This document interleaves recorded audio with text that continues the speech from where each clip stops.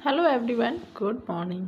स्वागत है फिर से एक नए ब्लॉग के साथ। तो कैसे हो आप लोग भी आई होप अच्छे ही हैं, स्वस्थ हैं और अपनी लाइफ में आगे बढ़ रहे हैं। तो चलो चलते एक नए ब्लॉग के साथ एक नई यात्रा स्टार्ट करते हैं।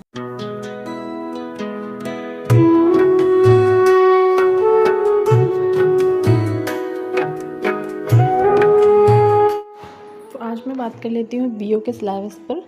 तो इसमें जो सिलेबस होता है उसमें दो एक पेपर होते हैं, एक प्री होता है, एक मेंस होता है। और जो प्री होता है उसमें 120 क्वेश्चन आते हैं 300 नंबर के, जिसमें जीएस होता है, मतलब सारे सब्जेक्ट होते हैं 120 में।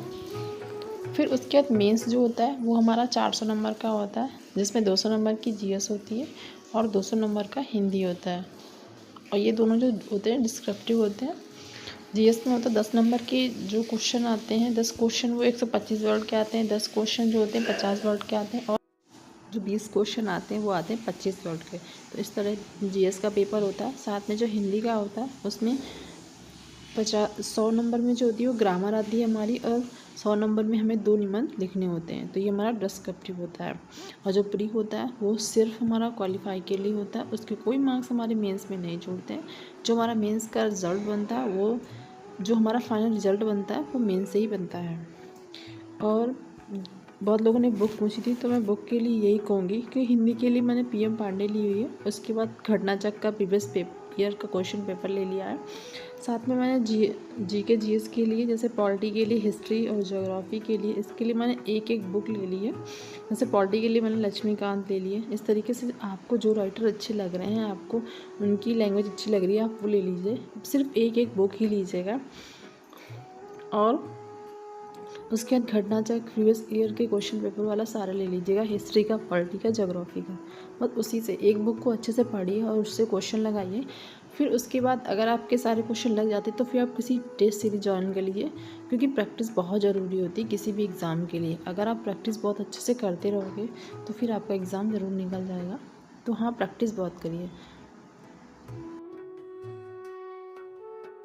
और प्रैक्टिस में आप जैसे कि बीओ के भी जो पेपर हुए वो भी लगा लीजिए, साथ में आरओ के लगा लीजिए, और पीसीएस के जो क्वेश्चन होते हैं वो भी लगा लीजिए, क्योंकि पेपर का जो लेवल होता है लगभग पीसीएस लेवल का ही होता है।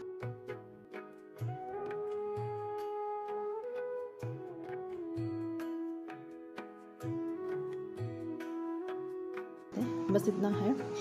और इससे बहुत हेल्प मिलती है कि बहुत से कभी कभी ऐसा एग्ज़ाम होता है कि क्वेश्चन पीसीएस के कुछ क्वेश्चन रख देते हैं कभी कुछ, क्योंकि लेवल वही होता है, कभी थोड़ा सा टफ होता है पेपर, थोड़ा सा हार्ड, मतलब इजी टफ करके बनाते हैं। तो इंडिपेंडेंस डे था मेरे बेटे का, मैंने उसको स्कूल भेजा था, तो मैंने सोचा मैं आप लोगों को भी दिखाती हूँ। तो मैं इसके स्कूल आ गई थी, इसके पापा उसको लेके आए थे, फिर वो ऑफिस चले गए अपने, इसलिए फिर मुझे उसका लंच बॉक्स लेके आना पड़ा था। तो यहाँ पे मैंने बोला था मैम से फ़ोटो खिंचवा लो, तो उन्होंने कहा था नहीं नहीं आप जाइए असेंबली में देख लीजिए, बच्चे को उठा दीजिए जाके। तो फिर मैं उसको यहाँ लेके आ गई थी। यहाँ तो लड़कियाँ कितनी प्यारी लग रही थी, परी जैसी।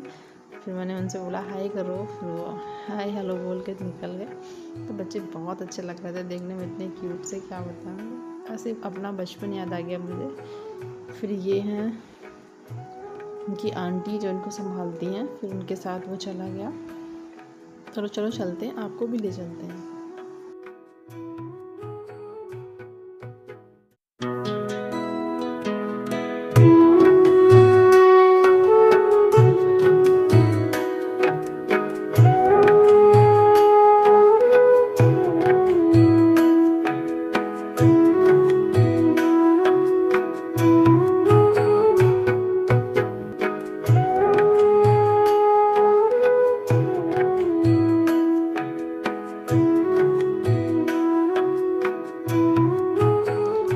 असेंबली हॉल है जहाँ तैयार किया गया था, यहाँ पे ही प्रोग्राम होगा।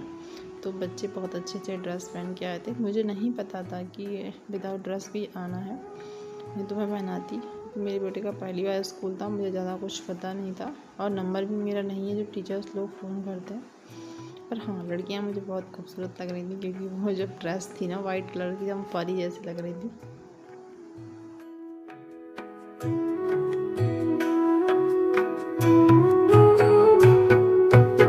यहाँ पे उनकी मैम आ गई थी उनको बैठाने के लिए, तो मैं यहाँ से फिर निकल आई थी।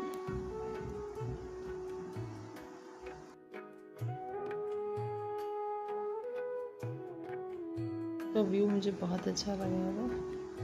फिर हम घर आ गए थे अपना काम करने के लिए, क्योंकि काम नहीं करके गए थे, नहा के भी नहीं गए थे। उसके बाद फिर मैंने नहाया, नहा के मैं आ गई हूँ। तो अब मैं बैठ के पढ़ूँगी, और जो टाइम हो रहा था वो 10 बज गए थे। और बेटे को लेने जाना है 12 बजे, तो अभी मेरे पास 2 घंटे हैं, तब तक मैं बैठ के पढ़ूँगी। और उसको छोड़ने के लिए सुबह इतना लेट हो गया था, तो वैसे मैं नहा लेती हूँ। किसी किसी दिन मेरा रह जाता है, किसी किसी दिन तो मैं जरूर नहा लेती हूँ। लेकिन इतना ज़्यादा दोनों लोगों ने वो किया ना कि इसको तैयार होना है, टाइम बहुत ज़्यादा चला गया। नाश्ता भी बनाया और स्कूल भी जाके उसने नाश्ता भी नहीं किया था, लेकिन करना तो सब पड़ा मुझे। तो अब मैं अपनी पढ़ाई करूँगी। तो ये बुक लिस्ट 3 नंबर। अगर आपको कोई और इन्फॉर्मेशन चाहिए तो प्लीज़ कमेंट करिएगा। ये हमारी एक सब्सक्राइबर ने मुझसे पूछा हुआ था, तो मैंने सोचा मैं उनको बता दूँ। मेरे बाल इस टाइम बहुत झड़ रहे हैं। अगर किसी के पास कोई चीज़ हो तो मुझे बताना, मैं उसको यूज़ करके, इतने ज़्यादा बाल झड़ रहे हैं बता नहीं सकते, उखड़ रहे हैं पूरे जड़ से, तो मैं बहुत परेशान हूँ। कुछ भी सजेशन हो प्लीज़ कमेंट करिएगा। तो फाइनली मैं फ्री होके अब आ गई हूँ पढ़ने। तो यहाँ मैं अब बैठ के अच्छे से पढ़ूँगी। और अभी मैं सारे सब्जेक्ट का रिवीजन करती हूँ, पहले 15-20 मिनट, उसके बाद मैं अपना नया सब्जेक्ट पढ़ना स्टार्ट करती हूँ, क्योंकि रिवीजन बहुत ज़रूरी होता है। फिर उसके बाद कोई भी सब्जेक्ट आप पढ़ते हो। तो आज मैं पढ़ने वाली हूँ सबसे पहले जीएस में करंट अफेयर की क्लास लूँगी। उसके बाद मैं हिस्ट्री जो मैंने पढ़ी हुई है उसका भी रिवीजन करूँगी। उसके बाद फिर मुझे हिंदी, मैं आज 3 सब्जेक्ट ही पढ़ूँगी। 3 सब्जेक्ट में, जिसमें मेरा हिस्ट्री तो कंप्लीट हो गया, मैं उसका रिवीजन मैं करती हूँ। लेकिन करंट अफेयर मुझे डेली पढ़ना होता है। करंट अफेयर में बहुत से ऐसे क्वेश्चन होते हैं जो हमारे हिस्ट्री और ज्योग्राफी पॉलिटी से कनेक्ट होते हैं, तो फिर वो चीज़ भी तैयार हो जाती है। इसके बाद हिंदी मैं पढ़ूँगी। अभी मेरा 1 हफ्ते में हिंदी भी कंप्लीट हो जाएगा। तो ऐसे ऐसे 2 चीज़ें मेरी कंप्लीट हो जाएंगी, जैसे हिस्ट्री और हिंदी। फिर उसके बाद मैं ज्योग्राफी ले लूँगी, और ज्योग्राफी के साथ मैं करंट अफेयर तो पढ़ती ही रहूँगी, और उसके साथ एक सब्जेक्ट और ले लूँगी। इस तरीके से मैं अपने सब्जेक्ट कंप्लीट करूँगी, और संडे को अपना पूरा रिवीजन करती रहूँगी। तो ये छोटा सा मेरा ब्लॉग था। अगर आप लोगों को अच्छा लगे तो प्लीज़ को लाइक करना, शेयर करना, ढेर सारा प्यार दीजिएगा। मिलते हैं कल, तब तक के लिए नमस्कार, बाय बाय।